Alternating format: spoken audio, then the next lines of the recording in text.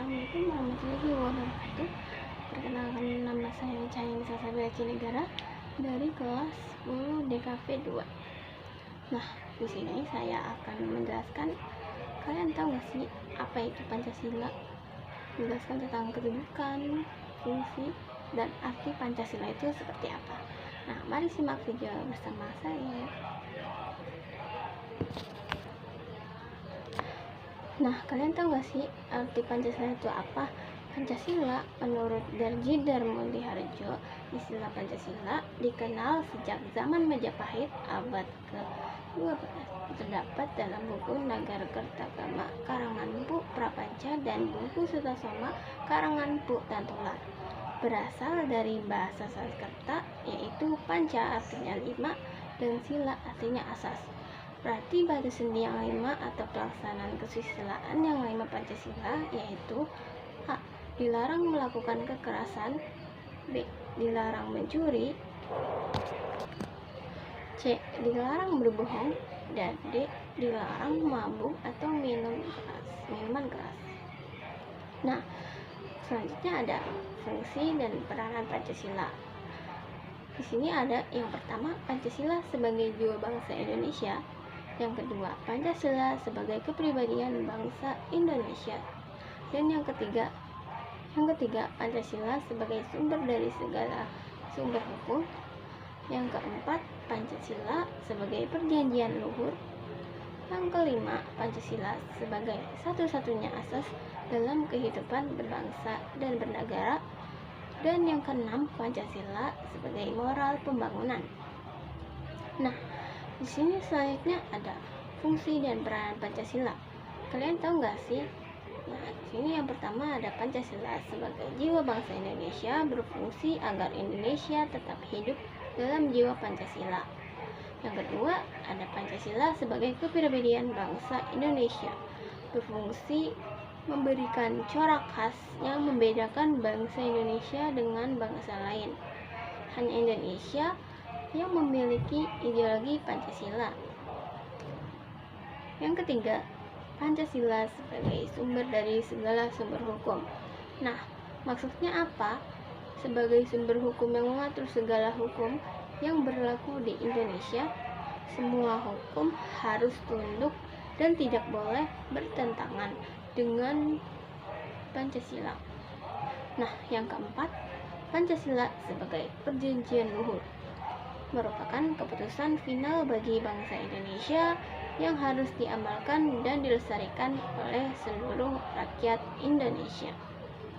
Keputusan diambil saat sidang PPKI tanggal 18 Agustus 1945.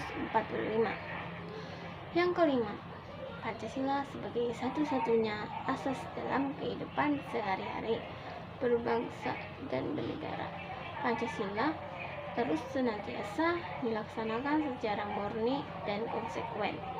Tidak ada asas lain yang dapat menggantikan Pancasila. Dan yang terakhir, yang keenam, Pancasila sebagai moral pembangunan. Pancasila dijadikan kerangka acuan tolak ukur parameter arah dan tujuan pembangunan. Moral pembangunan yang sesuai Pancasila, misalnya yang pertama, ada pembangunan harus dilaksanakan secara demokratis. Yang kedua, ada pembangunan harus ditujukan untuk sebesar-besarnya kemakmuran rakyat. Yang ketiga, ada pembangunan harus mampu meningkatkan harkat dan martabat manusia.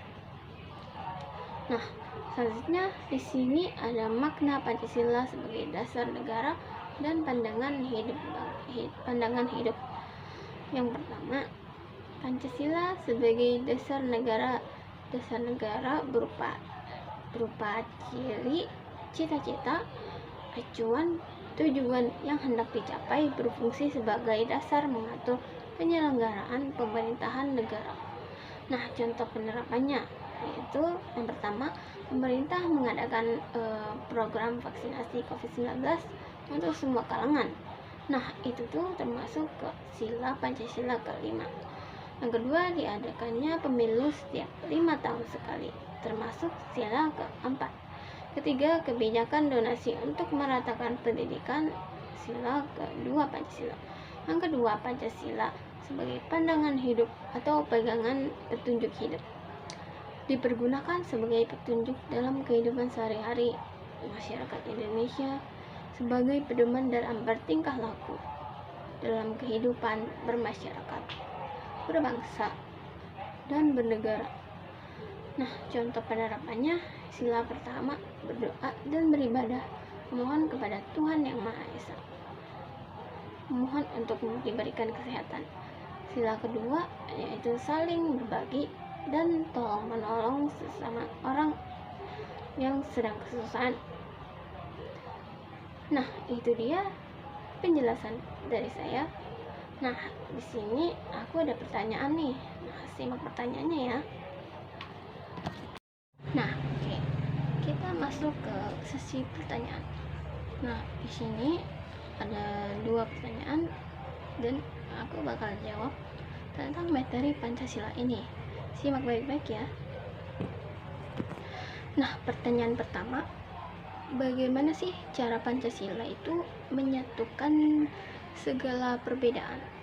Nah, jadi Pancasila mempersatukan keberagaman di Indonesia dengan memberikan pandangan hidup, nilai-nilai luhur, pedoman hidup, norma, hukum, aturan dalam berperilaku yang sama. Nah, itu jadi jawaban pertanyaan yang tadi. Nah, sekarang kita masuk ke pertanyaan yang selanjutnya.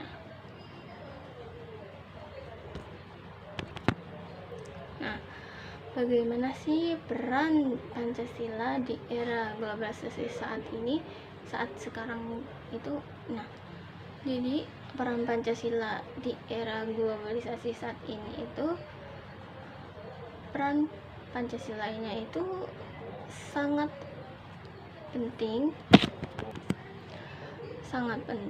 untuk tetap menjaga eksistensi kepribadian bangsa Indonesia, karena dengan adanya globalisasi,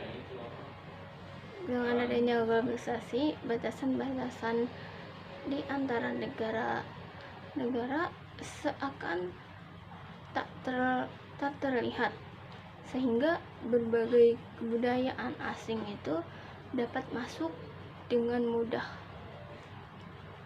Nah, budaya asing itu dapat masuk dengan mudah ke masyarakatnya. Nah, jadi itu dia jawaban dari pertanyaan yang tadi.